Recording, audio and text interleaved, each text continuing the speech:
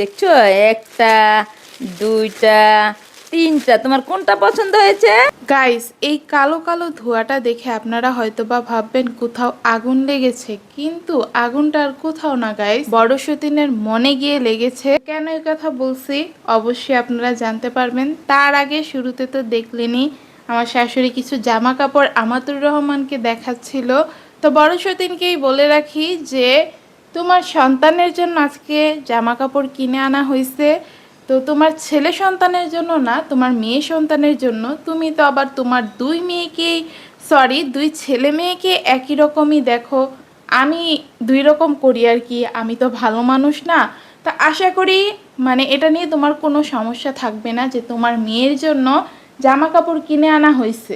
আর আরেকটা কথাও বলে রাখি, বাচ্চা কাচ্চার বিষয়ে কিন্তু আমি কোনো ধরনের কোনো কথা বলি না। বাচ্চা কাচ্চার বিষয়ে আমি কোনো ধরনের হেসেল চাই না।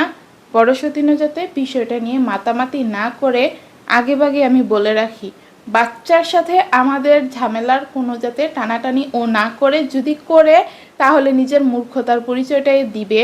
আর অবশ্য দিয়েই যাইতেছে, প্রতিনিয়ত যা বলতেছে যা করতেছে তার চাইতেও কোনো অংশেই কম না। কথায় আছে যে অল্প বিদ্যা ভয়ঙ্করী, জ্ঞানী গুণীজনরা বলে গেছে যে বিদ্যা অর্জন করলে পুরোপুরি অর্জন করা, আর যদি অর্জন না করে তাহলে যাতে ওই যে টুকটাক মানে এই জিনিসটা না করে। তো বড় সতীন মানে আমারে বলে কি, আমি এই যে মাঝে মাঝে কিছু প্রবাদ বাক্য বলি, এইগুলা নাকি আমি মানুষের কাছ থেকে হচ্ছে টুকায় টুকায় আনি।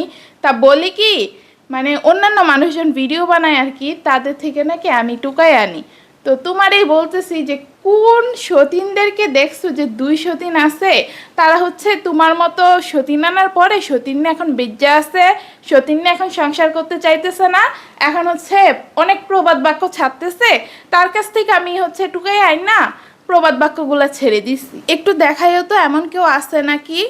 আর যারা আসো 203 তারা মাশাআল্লাহ অনেক সুন্দর মিলেমিশে আছে। তোমার মতো কেউ নিজ থেকে সতীন আনার পরে এভাবে বেজ জানাই। তো যাই হোক গাইস, কি যে বলে আমি নাকি টুকাই টুকাই হচ্ছে প্রবাদ বাক্য ছাড়ে। আরে প্রবাদ বাক্য কি মানুষের থেকে টুকাই আনতে হয়?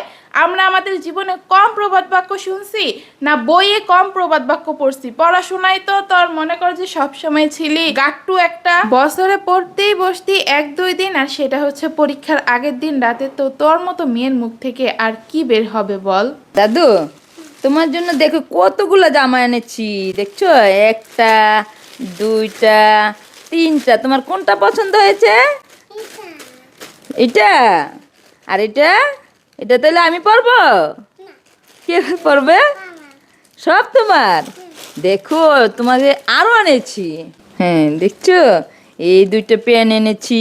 পেনটা সুন্দর। দেখছো, দুইটা সুন্দর সুন্দর পেন এনেছি। আবার দেখো কত সুন্দর জামা এনেছি তোমার জন্য। এই পেনের সাথে এই জামা পরবা, হ্যাঁ?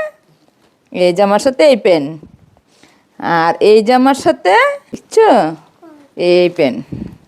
ঠিক আছে?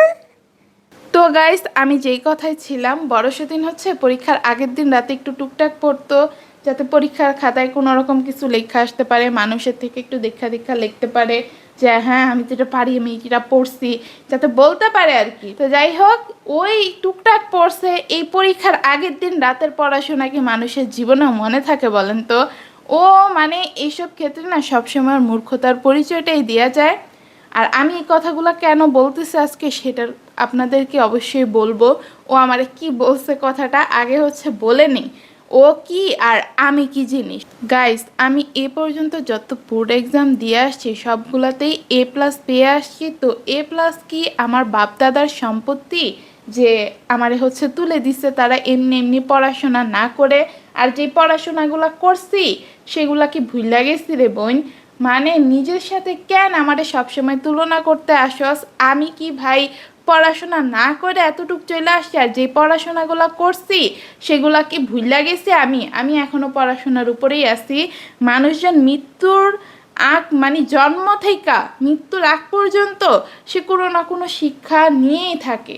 সেটা ওই যে একাডেমিক নলেজই হতে হবে ওই রকম কিছু না। মানুষজন এমনি তো অনেক শিক্ষা জীবনে নিয়ে থাকে, তো সেটা যাতে কাজের হয়, তোর মতো যাতে আকামের না হয়। আর আমি যে সব বোর্ড এক্সামে জিপিএ 5 পেয়ে আসছি সেটা আপনাদের বড় সেদিন খুব ভালোভাবেই জানে গাইস। আপনাদের এত কনফিউশন থাকলে আপনারা আপনাদের বড় আপুকে গিয়ে জিজ্ঞেস করেন যে ও কি এই কথাটা মিথ্যা বলছে নাকি।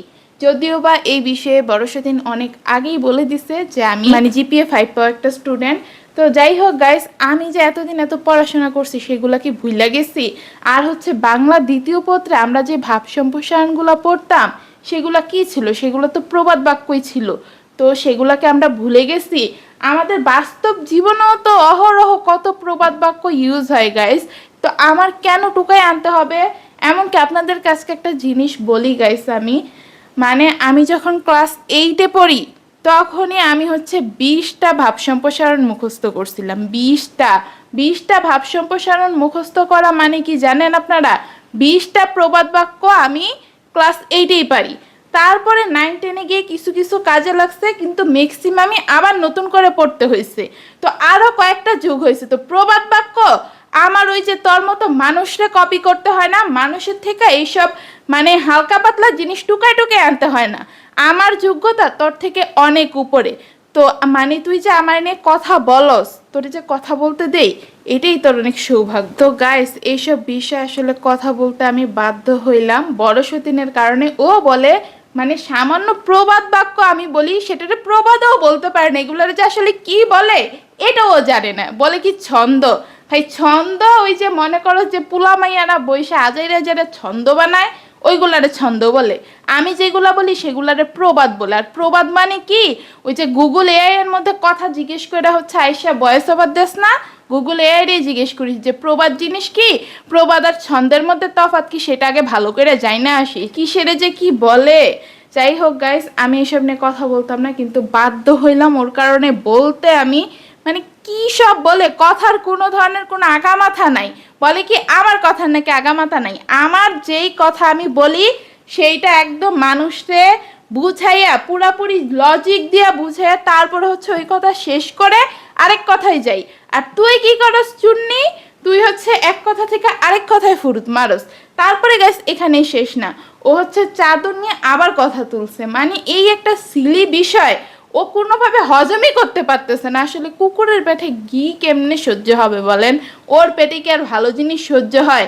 চাদরগুলা তো নিচে এরকম একটা বান্দরামি করার জন্য।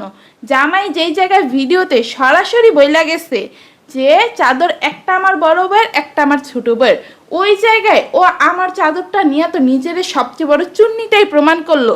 আর শুন, তুই তো এমনিতেই চুন্নি, তার উপর জামাই চুন্নিও তুই।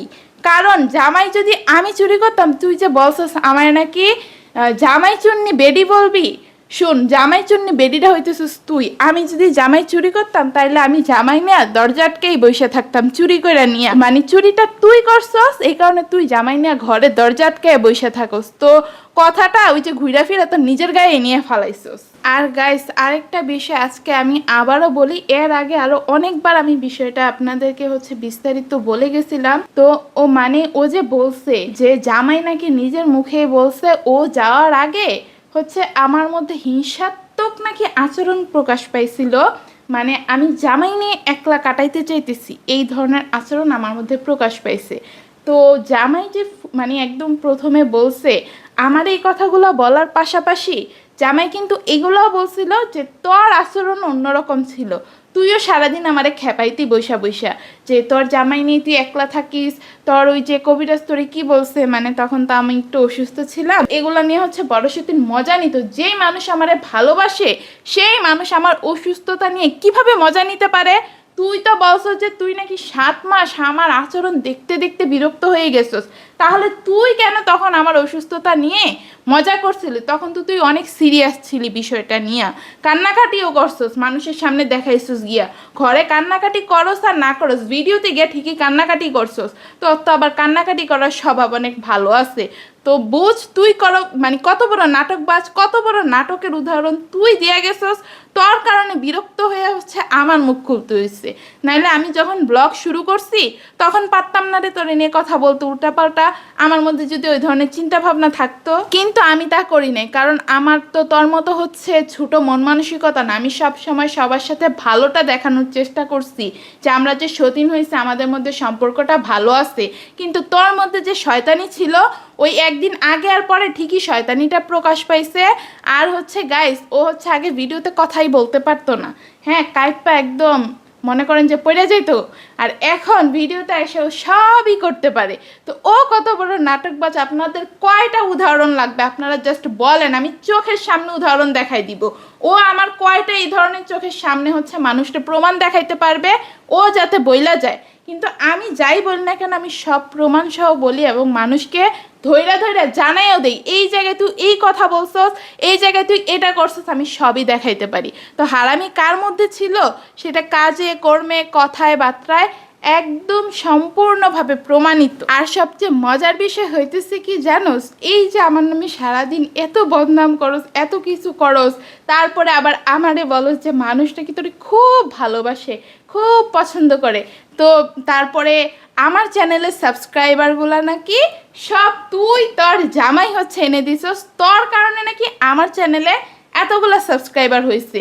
এখন তোর ভক্তরা নাকি আমার চ্যানেল আনসাবস্ক্রাইব করে দিলে আমার চ্যানেলে সাবস্ক্রাইবারই আর থাকবে না, কারণ সব সাবস্ক্রাইবার তো তোর, আমার তো কোনো ভালোবাসার মানুষ নেই। কিন্তু মজার ব্যাপারটা একটু দেখ, তোরে মানুষজন এত ভালোবাসে, তুই আসছস আজকে মানে 1 মাসের উপরে বা 1 মাস হবে, 1 মাসের উপরেই মনে হয় হবে, এখনো পর্যন্ত ডেইলি ভিডিওতে বলো যে গাইস আমার চ্যানেলটা সাবস্ক্রাইব করে দিয়েন, তারপরে কান্নাকাটিও কইরা দেস, আমরা এখন অনেক বিপদের মধ্যে আছি গাইস, আপনাদের সাপোর্ট অনেক পছন্দ, মানে অনেক প্রয়োজন আমাদের, প্লিজ চ্যানেলটা সাবস্ক্রাইব করে দিবেন। কিন্তু এখনো পর্যন্ত আমার অর্ধেক সাবস্ক্রাইবারই তোরা করতে পারোস নাই। সেই মনে কর যে আরো 2-3 সপ্তাহ আগে মনে হয় তোরা 8,000-এর মধ্যে পইরাছিলি, এখনো 8,000-এর মধ্যেই পইরা আসস। আর মানে কি বলবো, তোরে মানুষজন এমনই ভালোবাসে বুঝছস, আর আমারে মানুষজন এমনই ভালোবাসে যে আমার সাবস্ক্রাইবারের একটা কানাকড়ি তো কমাইতে পারে নাই, উল্টা আমার সাবস্ক্রাইবার মাশাআল্লাহ দিন দিন বাড়তেছে। তো তুই বুঝানে যে মানুষ কারে বেশি ভালোবাসে, বলছি না তোরে কমেন্টে মনে কর যে আয়শা 2-1 জন ভালো ভালো একটু কথা বলে, একটু সান্ত্বনা দেয়, তোর কান্নাকাটি দেখা, এটা দেখা মনে করস কি যে মানুষজন তোরা অনেক ভালোবাসে, মানুষজনের হ্যাডমে তুই কি না কি করে ফেলবি। তো হ্যাডম যে আসলে কার আছে সেটা কাজে কর্মে আমি সব কিছুই প্রকাশ করব। তোর মতো আমি হচ্ছে লেকচার ছেড়ে যাব না। আর তোর তো মনে কর যে খালি কলসি বাজে বেশি একটা কথা আছে না গাইস, বড় সতীনের অবস্থা হইতেছে এমন, ওর তো কলসি ফাঁকা, যাতে মানে আওয়াজ শুনে মানুষজন মনে করতে পারে যে ওর মধ্যে মনে হয় কিছু একটা আছে। মানে খালি কলসি একটু বাজায় তো মানুষের কাছে প্রমাণ করতে হবে না যে আমার মধ্যে কিছু না কিছু একটা মানে আছে। তো যাই হোক, আর বড় সতীনকে সবশেষ একটা কথাই বলবো, যে হাতি যখন গর্তে পড়ে তখন ব্যাঙেও লাথি মারে। আমার অবস্থাটা এখন এমন না, আমার জামাই আমার কাছে নেই দেখা তুই নানান ধরনের কথা বলতেছিস না। তো তুই মনে রাখিস জামাই, আমি আবারও তোরে মনে করাই দিতেছি, জামাই আমার কাছে ঠিকই আসবে, তখন তোর আসল রূপটা আবারও প্রকাশ পাবে। জামাইয়ের ভালোবাসা আমি পাবো। হাতি যেমন সবসময় গর্তে পড়ে থাকে না, নিজের চেষ্টায় ঠিকই গর্তে থেকে একদিন উঠে আসা পড়ে, তো আমারও একদিন এই কষ্টের দিন পার হবে, আমি আমার জামাইয়ের ভালোবাসা পাবো, সেদিন আমার জামাই আমার সারা কিছু বুঝবে না। আর তুই হিংসুটটা বড় সতীন, তখন একদম জৈল্লা পুইরা ছারখার হয়ে যাবি, কোন দিক ফালায় যে কোন দিকে যাবি, মানুষজনকে যে তখন কি বললা বুঝ দিবি সেটা তুই নিজেও জানোস না। অবশ্য তুই কান্নাকাটি করে হচ্ছে মানুষের কাছ থেকে তখন